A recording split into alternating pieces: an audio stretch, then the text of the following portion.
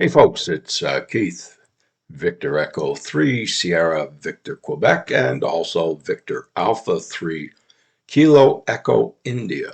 Here today with a video that's slightly different. I want to talk about, if you're new to Morse code, to CW, I want to talk about maybe using a script when you first start. So in other words, you're sitting there, you're ready to get on the air, you're nervous as hell, and you sort of get brain freeze and you say, oh my God, I don't know what I'm going to do. I don't know what I'm going to say.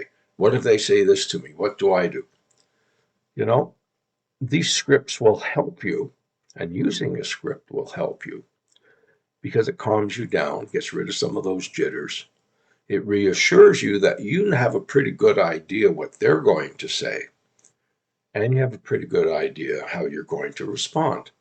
Because the name of all of this really is to get to the point of getting on the air, getting those first, who knows, 10, 20 contacts out of the way before you settle down and say, hey, this is fun. This is a great hobby. What we don't want happening is for you to panic, and maybe in some cases they never go on the air, ever. They constantly study to get ready to get on the air. The idea here is to get on the air because once you're on, things smooth out, your speed picks up, your sending gets better, your receiving gets better, but you have to get to that point. So what I'm trying to do here is just give you a few ideas to help you transition from being a student to getting on the air. And that's what we're going to look at today. Now, the main purpose of a script is to make it seem natural, make it seem like, you know what you're doing. And above all, like I said, it calms you down. We all get those moments, especially at the beginning, where we have what I've referred to as brain freeze. You know, you hear someone calling CQ, you answer them.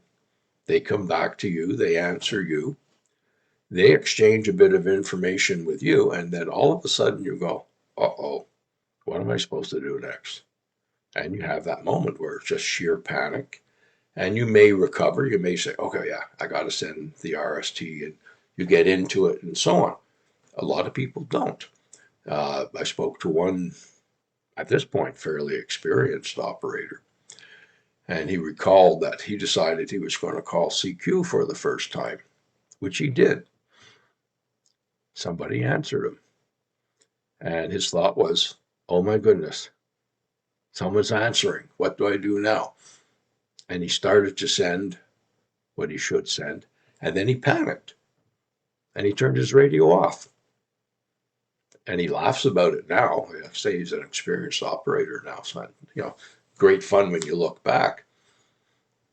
But a script will help you get beyond that because you will have in front of you or beside you, wherever you put it, more or less the procedure that you have to follow.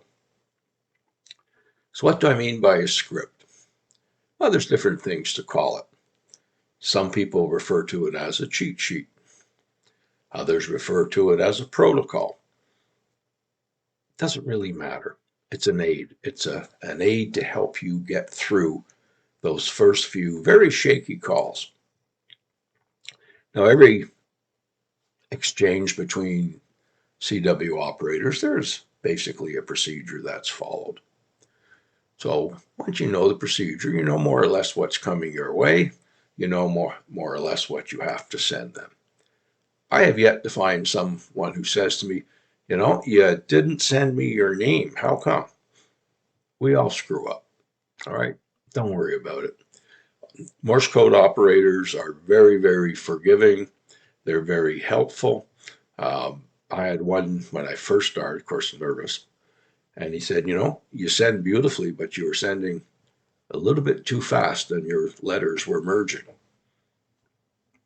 Was I insulted? No, I took it as very good advice. Smartened up, changed a little bit how I did things.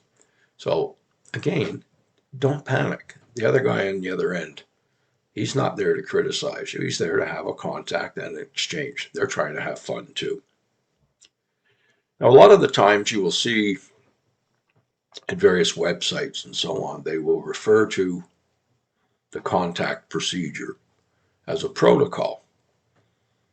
It's not a name that I particularly like. I think the word protocol sort of implies that, this is very rigid. You have to do it this way. You have to get it right. So for me, I find that increases the stress on a new operator. I prefer to simply call it a procedure or an operating procedure. So nothing's carved in stone. You need to make your contact, you need to do certain things, you need to send certain things, receive certain things. But I just find protocol a little bit too formal. And if you're a brand new operator, it maybe makes it a little bit more, I don't know, a little bit more pressure on you, a little bit scarier because you're trying to find the protocol. All right. Now, the odds are your first few contacts, possibly many contacts, are going to be answering the CQ.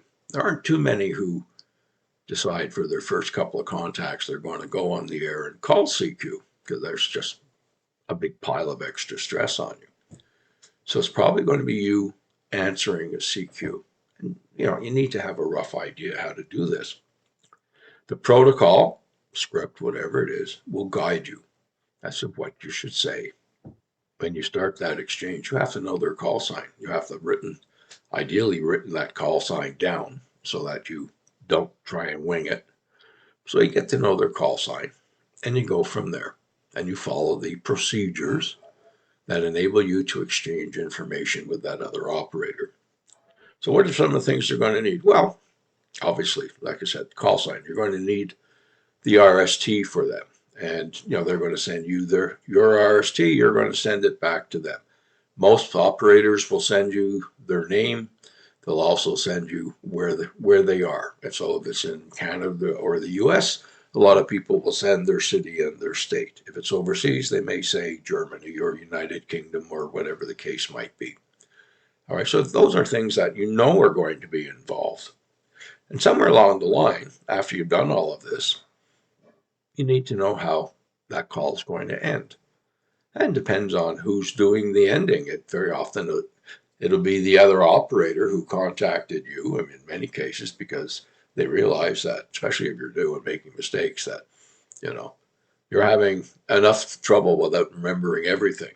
So I say the CW operators tend to be very, very good. Now, some of the websites, some of the groups, if you want, have a slightly different protocol, script, procedure. And as an example, let's say the SKCC, Straight Key Century Club. Well, part of their exchange is to do all of the other stuff, but they also add an extra layer in that you're going to exchange your SKCC membership number. The one simple little step. But if you've never done it before, if you don't have an SKCC number and someone sends you one and you're going, my goodness, what is this? Right? But if that's the case, yeah, they'll log it, take it down. They're doing it for points as well for them. If you have an SKCC number, they're collecting the numbers just as you're collecting numbers. LICW has a number. FIS, they have a number. So it's not unusual for people to want to add that one little extra layer, for collecting numbers. And something that you can be prepared for if you have a script in front of you. Now, in some cases, and actually I got caught on that one at one occasion. It was an SKCC call, and we had exchanged everything, the basic intro stuff, and he had sent me his SKCC number. I sent him my SKCC number, sent it back. So we turned it over to him to pick up the conversation, and before I knew it, he was sending information about his radio, his antenna, the weather, all sorts of stuff. And it took me completely by surprise. I really wasn't expecting that. But on my wall, I did have a QSO cheat sheet with all that information of mine written down. So all I had to do was glance up and get back into it and say, Rig ICOM 7300 and so on and so forth. So that conversation went very well. So there was one example where a cheat sheet definitely came in very, very, very handy. Most contests out there are going to give you what they what they say you need to make a complete contact, and if you're collecting points, what's a valid contact? So they're going to say, in some cases, you'll see some of the ones here in North America, what do they want? They want your name, your section number, and maybe the RST. Other ones will say they need your name, your section number or province, and they need a number. In other words, what's number of contact? Is it your first, second, third, fourth, fifth contact, and so on? So every contest out there tells you what they need as part of their protocol, if you want, procedure, whatever you want to call it. So if you're going to do a contest, just make yourself a quick 30-second cheat sheet so you can glance over at it and know what you're sending and what they're going to be sending you. Now, my reason for using scripts is actually really simple, and I'll try and keep it short. Back in 1989, so that's a few years ago, actually, the same year I was getting my license, I left politics where I was doing all sorts of stuff, including writing speeches and stuff like that. And I went into real estate. Now, most of you think real estate sounds like fun, sounds like an easy job. Real estate's actually a pretty brutal business. And in the first 2 years, about 80% of the new agents drop out. So they don't last even beyond 2 years. And at that time, I was struggling. In my first year, I was struggling. And I spoke to one of the top agents in Canada who happened to be in my office. And I said, how do you do this? And he said, he gave me a box. Now, some of you will laugh. Remember those little small cassettes that used to be able to plug into your car? He gave me a box of 36 of them. He said, listen to this guy. Do everything he says, and you'll be fine. And I did. And one of the things this coach was teaching was how to use a script. Now, hard to believe, I'm back doing real estate now. I have those same scripts. I still use them. I make a phone call. First thing I do, I pull out that script.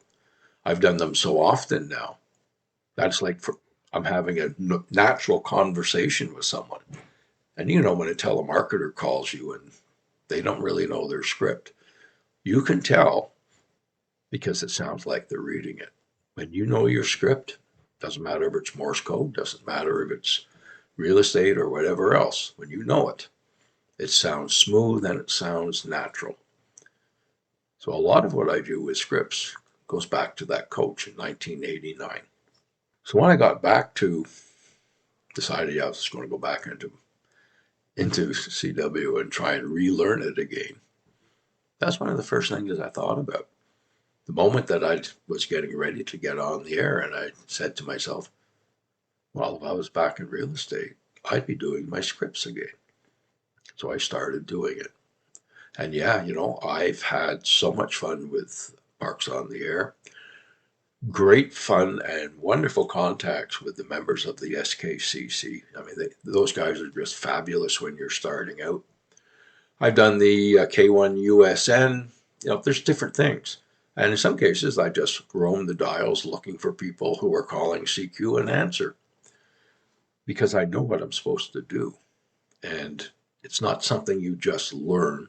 It's not something you can guess at. You need to follow the procedure. So I have it in front of me, and I'll show you that after. So what does a script look like?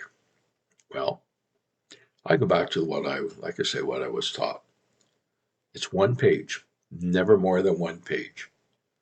Because the worst thing you can be doing is trying to speak, or in our case, send and receive while you're flipping pages. Got to be all confined to one page. Now, the size print that you use is also important. When I used to write speeches for politicians, most of them wanted the speech in either 14 or 16 size print, usually the Arial print.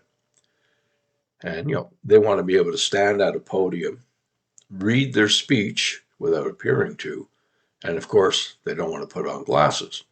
So that size print was ideal for most people, 14 or 16.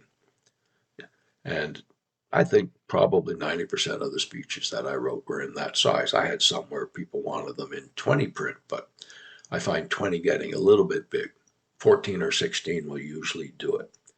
So one page, 14, 16 size print, bold, set as bold, and set in capital letters. That's the easiest for your eye to pick up on, easiest for your eye to focus on as you go down. So that sort of gives you a little hint. Don't try doing a protocol that's 2, 3 pages long. You're going to get yourself in a mess. Another reason in my case for using that size print, I'm getting on, right? A little bit older than many of you. I have 2 sets of glasses. I have one for looking at the computer and a totally different set for reading something on a page. So I can't be swapping glasses whilst I'm trying to copy and send. It's just not going to work. But that size print, 14 or 16, I don't need to change glasses. All right, I can just continue. And that makes a big, big difference for a lot of us. Now, the other key thing that you should do, if you can, is you post it at eye level directly in front of you. That's the ideal. Now, in my case, I can do it, and I'll show you after. It's my office. I'm the only one really that's in here. Some of you have other folks at home who may not like you, tacking up a script onto their wall. So you may have to adapt and go around it that way. You can also get one of those stands, sort of that people use when they're typing. You can have a little stand beside your computer here, and put your paper on that. That also works for a lot of people. It doesn't work as much for me because you're constantly changing, looking around, what have you.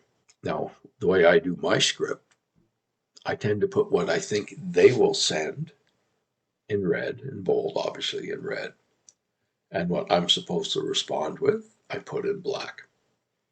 Just personal preference. You can reverse it.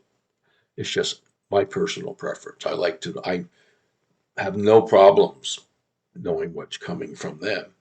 I don't want to make sure if I need to find what I'm going to say that it stands out. For me, that bold black print, that size 14, 16, very easy for me to pick up where I was, or if I panic, it's very easy to get.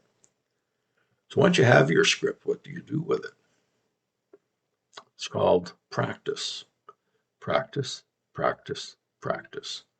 In real estate, we would actually start every single day with about 15 or 20 minutes of saying our speeches, or not our speeches, our scripts out loud over and over and over again and get warmed up.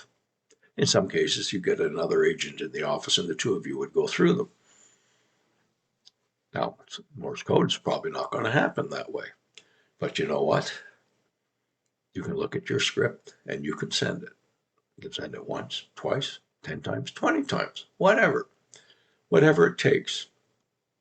Because you have to loosen up. You got to get your brain thinking in Morse code for a change, and Morse code procedures and that. So yeah, send it. I still do. When I decide I'm going to hunt parks today, first thing I do, I go to the park script, which is posted in front of me, and I send it probably 3, 4 times. I probably send my call sign 9, 10 times to loosen up, to get ready to go into really a different language. So the other thing you can do to keep yourself motivated, set a goal.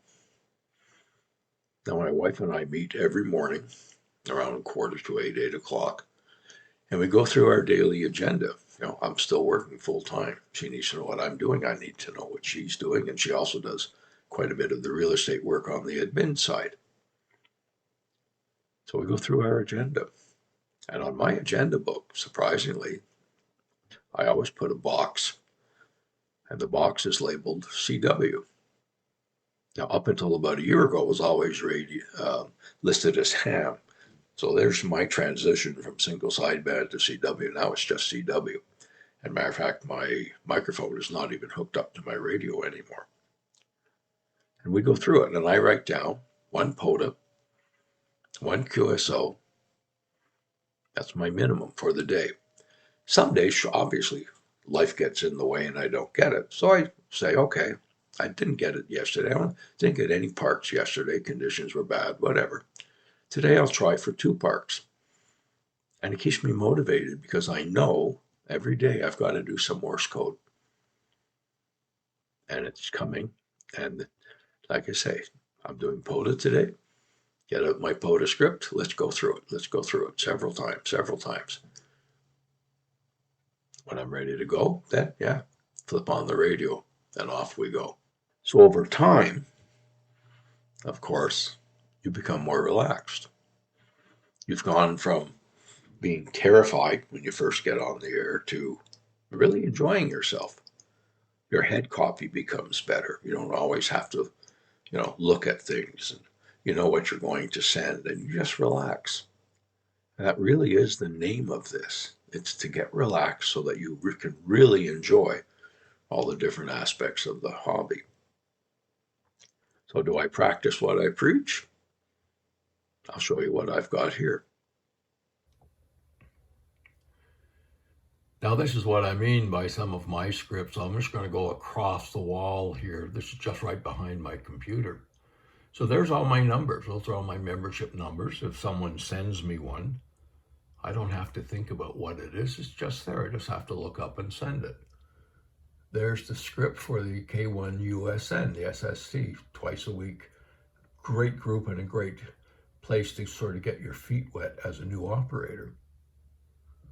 Now there's the SKCC exchange. That's what I expect I'm going to get from the other operator because I'm usually answering them. There's what I say down there. Here's my favorite one, the POTA. All right, what's going to happen? How do I do it? Who's going to say what? And over there, there's the one that I would use more or less for a full QSO protocol. So like I said, just there they are. There's my computer. You can see they're at eye level, and sitting at my desk here with these glasses on, I can see them. Anyways, that's all for now. If you liked what you saw, please let me know.